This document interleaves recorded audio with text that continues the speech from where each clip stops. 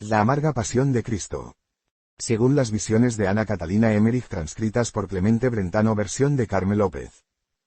Este libro no podrá ser reproducido, ni total ni parcialmente, sin el previo permiso escrito del editor.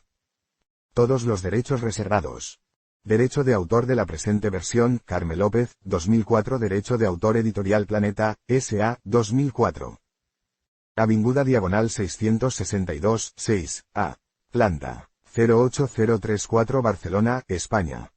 Diseño e ilustración de la cubierta, Opalworks, primera edición en colección Bucket, abril de 2004. Depósito legal, B15059, 2004. ISBN, 8408053213.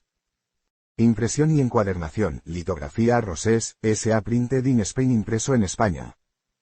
Biografía. Ana Catalina Emmerich, 1774-1824, nació en el seno de una familia humilde en el norte de Alemania. A la edad de 28 años ingresó en un convento agustino, después de haber trabajado como costurera y sirvienta. En 1813 enfermó, y a partir de ese momento sus estigmas se manifestaron externamente. A lo largo de toda su vida había tenido visiones del presente, del pasado y del futuro. Desde el momento en que quedó postrada en la cama, el poeta alemán Clemente Brentano la visitó diariamente y transcribió las visiones que Emmerich tuvo de la pasión de Jesucristo.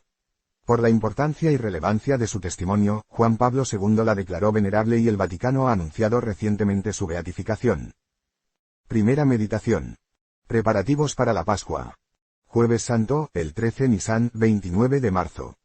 Ayer por la tarde, nuestro Señor tomó su última comida junto con sus amigos, en casa de Simón el leproso, en Betania, y allí mismo, María Magdalena ungió por última vez con perfume los pies de Jesús. Judas se escandalizó, corrió a Jerusalén y conspiró con los príncipes de los sacerdotes para entregarles a Jesús. Después de la comida, Jesús volvió a casa de Lázaro, mientras algunos de los apóstoles se dirigían a la posada que se halla a la entrada de Betania. Por la noche, Nicodemo acudió de nuevo a casa de Lázaro y tuvo una larga conversación con el Señor. Volvió a Jerusalén antes del amanecer, y Lázaro lo acompañó durante un tramo del camino. Los discípulos le habían preguntado a Jesús dónde quería celebrar la Pascua.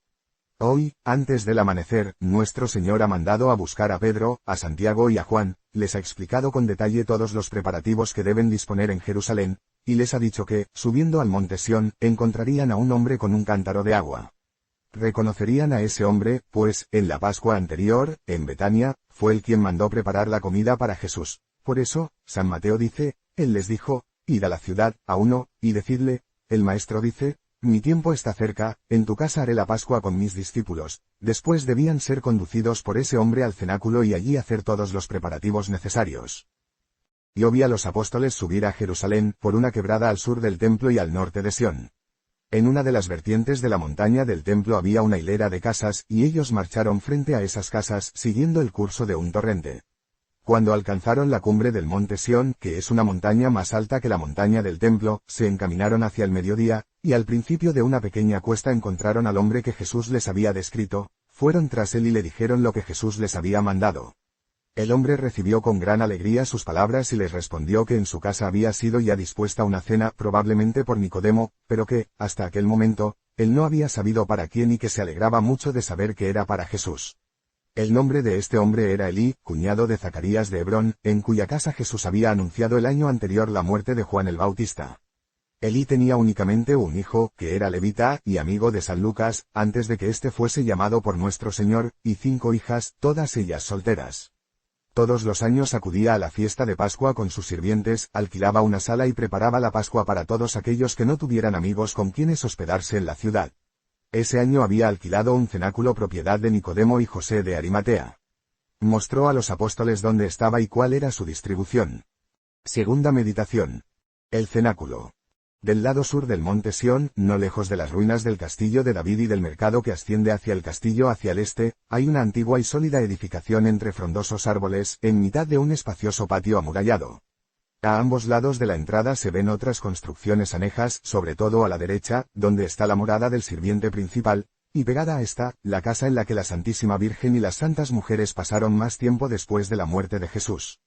El cenáculo, que en otras épocas había sido más grande, fue residencia de los bravos capitanes de David, que allí se ejercitaban en el uso de las armas. Antes de la construcción del templo, el Arca de la Alianza estuvo depositada allí durante un largo período, y todavía pueden encontrarse huellas de su presencia en el sótano. También he visto al profeta Malaquías cobijado bajo ese mismo techo, fue allí donde escribió sus profecías sobre el Santísimo Sacramento y el sacrificio de la nueva alianza. Salomón rindió honores a esta casa y llegó a tener lugar en ella algún acto simbólico y figurativo que he olvidado. Cuando casi todo Jerusalén fue destruido por los babilonios, esta casa fue respetada. He visto otras muchas cosas relacionadas con la casa, pero solo recuerdo lo que he contado. Cuando fue comprado por Nicodemo y José de Arimatea, este edificio estaba en muy mal estado. Ellos arreglaron el cuerpo principal y lo dispusieron cómodamente, lo alquilaban a los extranjeros que acudían a Jerusalén con motivo de la Pascua. Así fue como nuestro Señor pudo celebrar allí la Pascua del año anterior. Además, la casa y sus dependencias se utilizaban como almacén de estelas, monumentos y otras piedras, y también como taller para los obreros. José de Arimatea poseía excelentes canteras en su país, de donde hacía traer grandes bloques de piedra, con las cuales, bajo su dirección, esculpían sepulcros, adornos y columnas que después vendían. Nicodemo también se dedicaba a este negocio y solía pasar muchas horas de sus ratos libres esculpiendo. Trabajaba en la sala o en el sótano bajo esta, excepto en tiempo de las fiestas. Su trabajo lo había llevado a conocer a José de Arimatea, de quien se había hecho amigo, a menudo habían llevado a cabo juntos alguna empresa. Esa mañana, mientras Pedro y Juan hablaban con el hombre que había alquilado el cenáculo, vi a Nicodemo en la casa de la izquierda del patio, donde habían sido colocadas muchas piedras que impedían el paso al cenáculo. Una semana antes, vi a varias personas trasladando las piedras de un lado a otro, limpiando el patio y preparando el cenáculo para la Pascua. Entre ellos me pareció ver a algunos discípulos, quizás Aram y Temeni, los primos de José de Arimatea. El cenáculo propiamente dicho está casi en el centro del patio, es rectangular y lo rodean chatas columnas. Si el espacio entre los pilares se abriera un poco, podría formar parte de la gran sala interior, pues todo el edificio es como si fuera transparente, pero, excepto en las ocasiones especiales, los pasos están cerrados. La luz penetra por unas ranuras que hay en lo alto de las paredes. Al entrar, se encuentra primero un vestíbulo, al que dan acceso 3 puertas, luego, la gran sala interior, de cuyo techo cuelgan varias lámparas. Las paredes, hasta media altura, están decoradas para la fiesta con hermosas esteras y tapices, y una abertura del techo ha sido velada con una gasa azul muy transparente. La parte de atrás de la habitación está separada del resto por una cortina también de gasa azul. Esta división en 3 partes del cenáculo le otorga cierta semejanza con el templo, donde encontramos el atrio, el Sancta y el Sancta Sanctorum. En la parte posterior del cenáculo se encuentra, colgada a derecha e izquierda, la indumentaria precisa para la celebración de la fiesta. En el medio hay una especie de altar, un banco de piedra elevado sobre 3 escalones, y con la figura de un triángulo rectángulo está sujeto a la pared. Ese debe de ser el horno donde se asa el cordero pascual, porque hoy, durante la comida, los escalones se notaban calientes. No puedo explicar en detalle todo lo que hay en esta parte de la sala, pero se están haciendo grandes preparativos para la cena pascual. En la pared que hay encima de este horno o altar, se ve una especie de nicho, delante del cual vi la imagen de un cordero pascual. Tenía un cuchillo en el cuello y su sangre parecía ir cayendo gota a gota sobre el altar, pero no lo recuerdo claramente. En otro nicho de la pared había 3 alacenas de diversos colores, que podían moverse como nuestros tabernáculos, para abrirlas y cerrarlas. Había en ellas todo tipo de vasijas para la Pascua. Más tarde, el Santísimo Sacramento fue colocado allí. En las habitaciones adyacentes al cenáculo se veía una especie de divanes con gruesos cubrecamas, que podían ser usados como camas.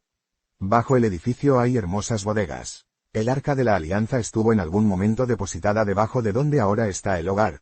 La casa cuenta con 5 cañerías que, por debajo del suelo, se llevan las inmundicias y las aguas de la montaña, pues la casa está construida en un punto elevado. En esa casa, he visto a Jesús orar y hacer milagros. Los discípulos también se quedaban con frecuencia a pasar la noche en las salas laterales. Tercera meditación. Preparativos para comer el Cordero Pascual. Cuando los apóstoles acabaron de hablar con Elí de Hebrón, este último entró en la casa por el patio, pero los discípulos torcieron a la derecha y bajaron el monte Sión hacia el norte. Atravesaron un puente y siguieron por un sendero cubierto de árboles hasta el otro lado de la quebrada de delante del templo y de la hilera de casas que quedan al sur de este. Allí estaba la casa del anciano Simeón, que murió en el templo tras la presentación de nuestro Señor. Los hijos de Simeón, algunos de los cuales eran discípulos de Jesús en secreto, vivían ahora en la casa de Simeón. Los apóstoles hablaron con uno de ellos, un hombre alto y moreno que trabajaba en el templo. Fueron con él hasta la parte oriental del templo, atravesando la puerta de Ofel, por la que Jesús había entrado en Jerusalén el domingo de Ramos, y prosiguieron hasta la plaza del ganado, al norte del templo. En la parte sur de esta plaza vi pequeños cercados como jardines en miniatura, en los que pastaban hermosos corderos. Allí era donde se compraban los corderos de Pascua. Yo vi al hijo de Simeón entrar en uno de estos cercados, y los corderos se acercaban a él como si lo conocieran. Escogió 4, que fueron llevados al cenáculo, donde empezaron a prepararlos. Luego vi a Pedro y a Juan ir, además, a diversas partes de la ciudad y encargarse de varias cosas. También los vi delante de la puerta de una casa situada al norte del monte Calvario. Esa casa, donde los discípulos de Jesús se alojaban casi siempre, pertenecía a Serafia, que luego fue llamada Verónica. Pedro y Juan enviaron desde allí a algunos discípulos al cenáculo, y les hicieron varios encargos que he olvidado. Ellos entraron entonces en casa de Serafia, donde tenían que hacer todavía algunas cosas. El marido de ella era miembro del consejo, y pasaba mucho tiempo fuera de casa ocupado en sus asuntos, pero aun cuando estaba en casa, se veían poco. Serafia era una mujer más o menos de la edad de la Santísima Virgen, que conocía a la Sagrada Familia desde hacía mucho tiempo, pues cuando Jesús niño se quedó 3 días en Jerusalén después de la fiesta, ella se ocupó de alimentarlo. Los 2 apóstoles cogieron de allí, entre otras cosas, el cáliz con el que nuestro Señor instituyó la Sagrada Eucaristía. Cuarta meditación. El cáliz y la última cena. El cáliz que los apóstoles cogieron de casa de Verónica tenía una apariencia hermosísima y misteriosa. Había estado depositado mucho tiempo en el templo, entre otros objetos preciosos, y era muy antiguo, tanto, que su origen y uso habían sido olvidados. Eso mismo ha pasado en la Iglesia cristiana, donde muchas joyas antiguas consagradas se han ido olvidando y cayendo en desuso. Muchas veces, enterradas en el polvo del templo, han sido encontradas vasijas antiguas y joyas, que se han recompuesto y vendido. De este mismo modo, y porque Dios así lo quiso, se encontró este cáliz santo que nunca se ha podido fundir debido a que no se sabe de qué material está hecho. Fue hallado por los sacerdotes en el tesoro del templo, entre otros objetos que habían sido vendidos como antigüedades. Serafia lo compró, y había sido utilizado ya muchas veces por Jesús en las celebraciones. Desde el día de la última cena pasó a ser custodiado por la Sagrada Comunidad Cristiana. Este cáliz no siempre había tenido el mismo aspecto, y quizá en esa ocasión de la cena, habían reunido las diferentes piezas que lo componían. Colocaron el gran cáliz sobre una bandeja, rodeado por 6 pequeñas copas. El cáliz contenía a su vez un recipiente menor sobre un plato, todo ello cubierto con una tapadera redonda. En el cáliz había insertada una cuchara que podía sacarse con facilidad. Todos estos diferentes vasos estaban envueltos en paños y metidos en una bolsa de cuero, si no estoy equivocada. El gran cáliz se compone de la copa y del pie, que seguramente fue añadido con posterioridad, pues las 2 partes son de distinto material. La copa tiene forma de pera, es maciza y oscura y muy bruñida, tiene adornos dorados y 2 pequeñas asas para sujetarla. El pie es de oro puro, finamente labrado. En él está representada la figura de una serpiente y hay también un racimo de uva, en todo él se han engastado piedras preciosas. El gran cáliz quedó depositado en la iglesia de Jerusalén, cerca de Santiago el Menor, y veo que todavía está allí, aparecerá un día, como ya apareció antes. Otras iglesias se repartieron las pequeñas copas que lo rodeaban, una de ellas está en Antioquía, otra en Éfeso. Pertenecían a los patriarcas que bebían en ellas un misterioso brebaje antes de dar o recibir la bendición, yo lo he visto muchas veces.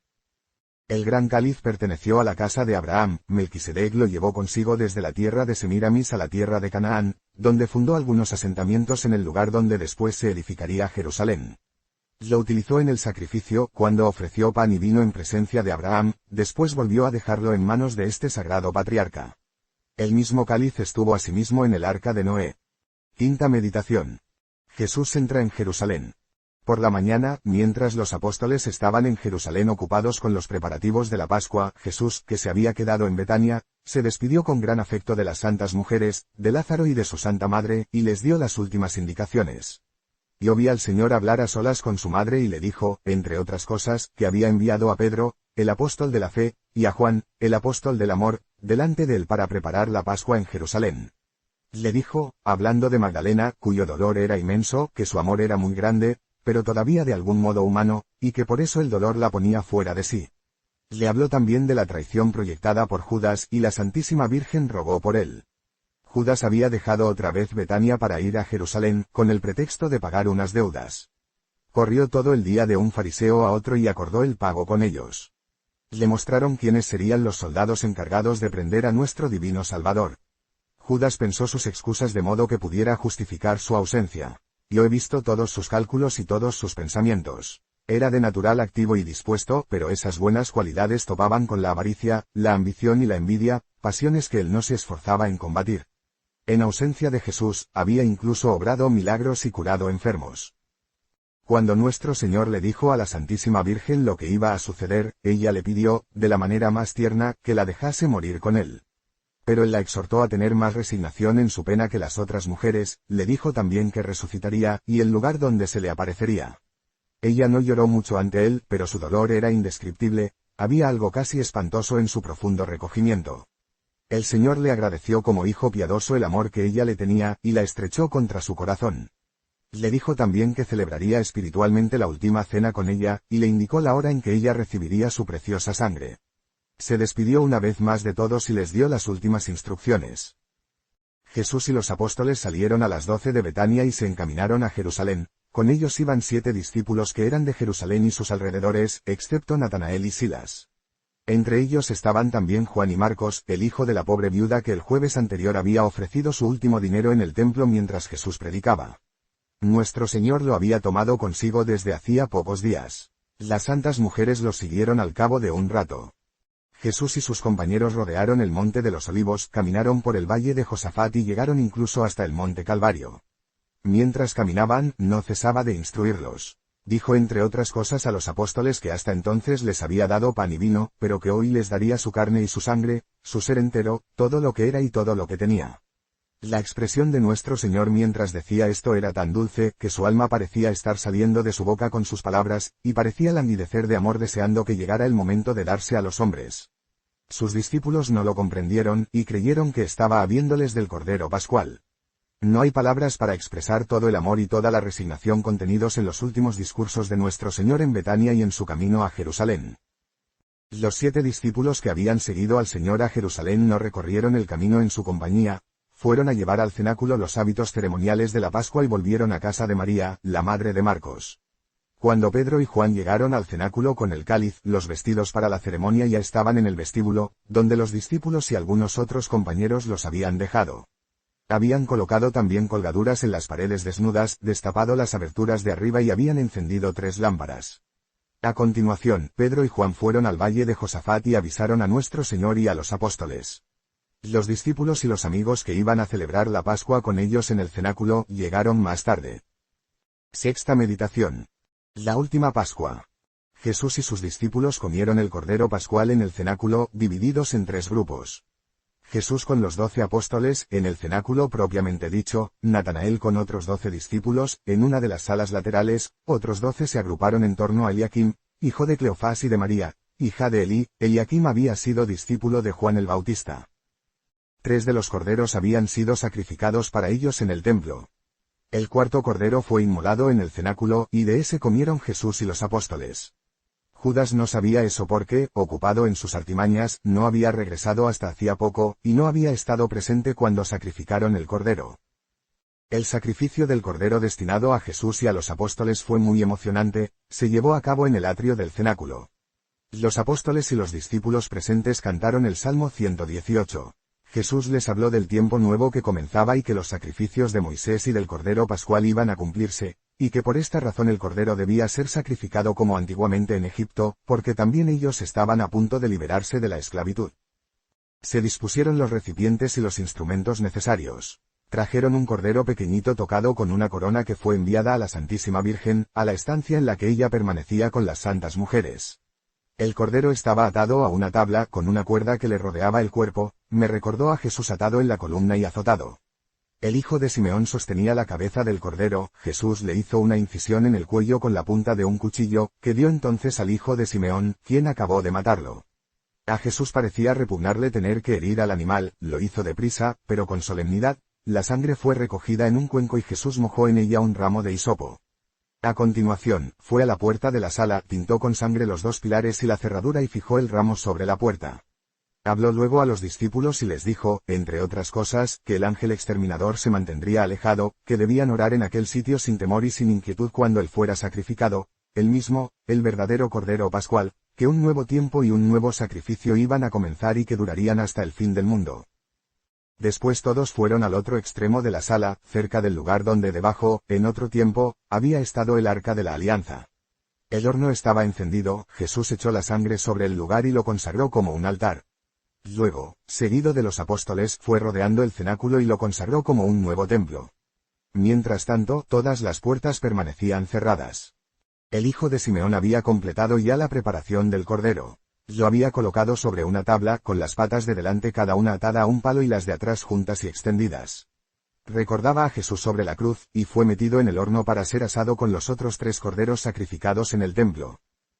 Los corderos pascuales de los judíos se mataban todos en el atrio del templo, aunque en 3 sitios distintos, uno, para las personas distinguidas, otro, para la gente común y, otro, para los extranjeros. El cordero pascual de nuestro Señor no fue sacrificado en el templo, pero todo se hizo conforme a la ley. Jesús pronunció todavía otras palabras y dijo a sus discípulos que el cordero era solo un símbolo, que él era el verdadero cordero pascual y que sería sacrificado al día siguiente, y otras cosas que he olvidado. Tras estas palabras de Jesús, y habiendo llegado Judas, empezaron a disponerse las mesas. Los discípulos se pusieron los vestidos de ceremonia que estaban en el vestíbulo, se cambiaron las sandalias, y se colocaron encima una especie de camisa blanca y una capa, que era más corta por delante que por detrás. Se sujetaron los vestidos en la cintura, y se remangaron las mangas que eran muy anchas. Cada grupo fue a la sala que le había sido asignada. Los discípulos a las salas laterales, nuestro Señor con los apóstoles se quedó en la del cenáculo. Cogieron cada uno un palo y, con él en la mano, fueron acercándose de 2 en 2 a la mesa, permanecieron de pie, cada cual en su sitio, con el palo apoyado sobre los brazos extendidos y las manos levantadas. La mesa era estrecha y con forma de herradura y de una altura algo superior a la rodilla de un hombre. Frente a Jesús, dentro del semicírculo, se dejó un sitio vacío desde donde poder servir los platos. Tal como lo recuerdo, Juan, Santiago el mayor y Santiago el menor estaban a la derecha de Jesús. A ese extremo de la mesa se sentaba Bartolomé, en el otro lado, Tomás y Judas Iscariote, a la izquierda de Jesús estaban Pedro, Andrés y Tadeo, y en la punta de la izquierda, Simón, y a continuación Mateo y Felipe. En medio de la mesa estaba la bandeja con el cordero pascual. Su cabeza reposaba entre sus patas delanteras, dispuestas en cruz, las patas de atrás seguían extendidas, todo el borde de la fuente estaba adornado con ajos. Junto a esta bandeja había un plato con la carne asada de Pascua, además de un plato con verduras y un segundo plato con manojitos de hierbas amargas que parecían hierbas aromáticas. Frente a Jesús había otra fuente con hierbas y un plato con una salsa oscura y espesa. Los discípulos tenían cada uno antes y unos panes redondos y planos, sin levadura, en lugar de platos, y cuchillos de marfil. Después de la plegaria, el sirviente principal puso delante de Jesús, sobre la mesa, el cuchillo para cortar el cordero, y también una copa llena de vino. Luego llenó las otras 6 copas, situadas cada una entre 2 apóstoles. Jesús bendijo el vino y lo bebió, los apóstoles compartían una copa entre 2. Nuestro Señor partió el cordero, los apóstoles fueron recibiendo cada uno una porción sobre su pan. Lo comieron muy deprisa separando la carne de los huesos con sus cuchillos de marfil y quemando después los huesos. Todo esto lo hicieron de pie, apenas apoyados en el respaldo de sus asientos. Jesús partió uno de los panes ácimos, guardó una parte y distribuyó la otra entre los apóstoles. Su copa de vino fue llenada de nuevo, pero Jesús no bebió. Desde ahora no beberé más de este fruto de vida hasta aquel día, cuando lo beba de nuevo con vosotros en el reino de Dios. Después de beber cantaron un himno, Jesús rezó o permaneció en silencio, y luego se lavaron las manos de nuevo. A continuación, se sentaron.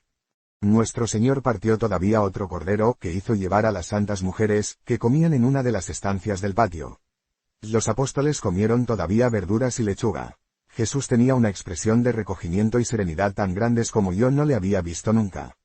Dijo a los apóstoles que olvidaran todas sus preocupaciones. La Santísima Virgen, sentada a la mesa de las mujeres, estaba también llena de serenidad. Cuando las demás mujeres se le acercaban y tiraban suavemente de su velo para llamar su atención y hablar con ella, sus movimientos manifestaban una gran placidez de espíritu. Al principio Jesús conversó afectuosamente con sus apóstoles, después fue quedándose serio y melancólico, y les dijo, de cierto os digo que uno de vosotros me ha de entregar. Había solo una fuente con lechuga, y Jesús la repartía a los que estaban a su lado. Luego, encargó a Judas, que estaba enfrente, que la distribuyera a los compañeros de su lado de mesa. Cuando Jesús habló de un traidor, lo que llenó a todos de espanto, dijo, un hombre que mete la mano conmigo en el mismo plato, ese me ha de entregar, lo que significaba, uno de los 12 que están comiendo y bebiendo conmigo, uno de los que comparten mi pan. No señaló claramente a Judas ante los otros, pues meter la mano en el mismo plato era una expresión que también quería decir que se tenía la mayor intimidad. Sin embargo, quería que Judas, que había metido la mano en el mismo plato que el Señor, para repartir la lechuga, se diera por enterado. Jesús añadió, el Hijo del Hombre se va, como está escrito de él, mas hay de aquel por quien el Hijo del Hombre es entregado. Bueno le fuera al tal hombre no haber nacido. Los apóstoles, muy turbados, le preguntaban a la vez, Señor, ¿soy yo? Pues no comprendían del todo las palabras de Jesús. Pedro, por señas, le pedía a Juan que le preguntara a nuestro Señor de quién hablaba, pues habiendo sido reconvenido por Jesús, temía que se estuviese refiriendo a él. Juan, que estaba a la derecha de Jesús y apoyado en el brazo izquierdo comía con la mano derecha, recostó su cabeza en el pecho de Jesús y le preguntó, Señor, ¿quién es? Yo no vi que Jesús lo dijera de palabra, pero dijo, es aquel a quien le doy el pan que he mojado. No sé si se lo susurró a Juan, pero éste lo supo en cuanto Jesús mojó el pedazo de pan y se lo ofreció afectuosamente a Judas, quien a su vez preguntó, ¿soy yo, Señor? Jesús lo miró con amor y le dio una respuesta ambigua. Entre los judíos ofrecer pan era una prueba de amistad y de confianza. Jesús utilizó ese gesto para advertir a Judas sin declararlo culpable ante los otros. Sin embargo, Judas se consumía de rabia. Yo vi durante la cena una figura horrible sentada a sus pies, que a veces ascendía hasta su corazón. No vi que Juan le repitiera a Pedro lo que nuestro Señor le había dicho, pero lo tranquilizó con la mirada. Séptima meditación. Jesús lava los pies a los apóstoles. Todos se levantaron de la mesa, y mientras recomponían sus ropas como era usual antes del oficio solemne, el sirviente principal entró con 2 criados para quitar la mesa. Jesús le pidió que llevara agua al atrio y el sirviente se fue de la sala con sus criados. Jesús, de pie entre los apóstoles, les habló algún tiempo con solemnidad. No puedo repetir exactamente lo que dijo, pero me acuerdo de que les habló del reino, de que volvía con su Padre, de lo que les dejaría cuando se separase de ellos, etc. Les habló también sobre la penitencia, la confesión, el arrepentimiento y la justificación. Yo comprendí que se estaba refiriendo al lavatorio de los pies, y vi que todos los apóstoles reconocían sus pecados y se arrepentían de ellos, excepto Judas. Este discurso fue también largo y solemne y cuando acabó, Jesús envió a Juan y a Santiago el menor a buscar el agua al vestíbulo, y les dijo a los apóstoles que colocaran las sillas en semicírculo. Él se fue también al vestíbulo, y allí se envolvió el cuerpo con una toalla, y mientras tanto, los apóstoles, en la sala, se decían algunas palabras y se preguntaban cuál sería el primero de entre ellos. El Señor les había dicho claramente que iba a dejarlos y que su reino estaba muy próximo y al alcance, lo que reforzaba aún más su idea de que el Señor tenía unos planes secretos y que se había referido a un triunfo terrestre que proclamaría en el último momento. Mientras, Jesús, en el vestíbulo, mandó a Juan que cogiera una jofaina y a Santiago, un cántaro lleno de agua, y que lo siguieran a la sala, a donde el sirviente principal había llevado otra jofaina vacía.